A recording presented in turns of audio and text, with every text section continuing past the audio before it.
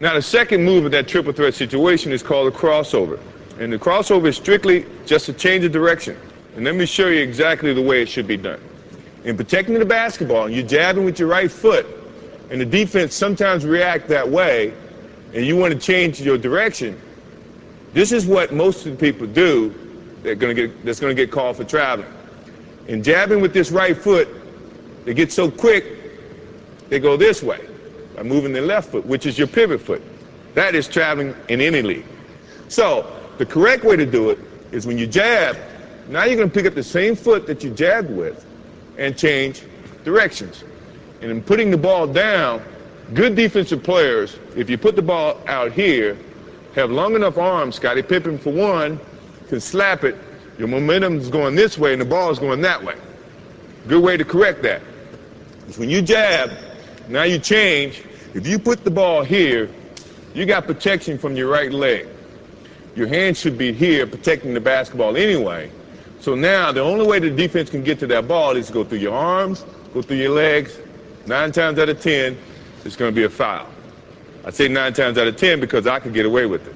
But I don't play anymore, so you don't have to worry about that. So, jab step, change the direction this way, putting the ball inside your legs. Now, the good thing about an offensive player is you got to be able to go both ways. If you go one way, now you're limiting your options. The defense is going to read that, and then they become more, I guess, have the advantage to try to limit your options. As an offensive player, you never want to limit your options. So when you're working on that move to do it this way, also do it that way. So now you can have two options.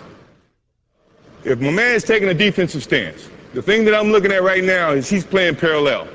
So now he's playing me to go either way, which is good. Which and also, to me, means all I have to do is give him a nice little fake this way. He's going to think and feel that that's the way I'm going. My change of direction is a little bit better to use when you see a guy with the parallel stance. Mainly because he doesn't know where you're going. So now you have so many options, you just try to use as many options as you can. Now, if he had his right foot forward, that to me is saying, now he wants you to go this way. The last thing I want to do is go where the defense wants me to go. I want to go opposite. So this is when now he takes his step that way. The change of direction means he's got to pick up this foot and open, then slide to keep up to you as an offensive player. That takes more time than you taking that crossover and driving to the hole. So you have the advantage in that sense. Now, if he has his other foot up, this is what I was telling you about being able to go both ways. Now you can do the same thing and attack it this way.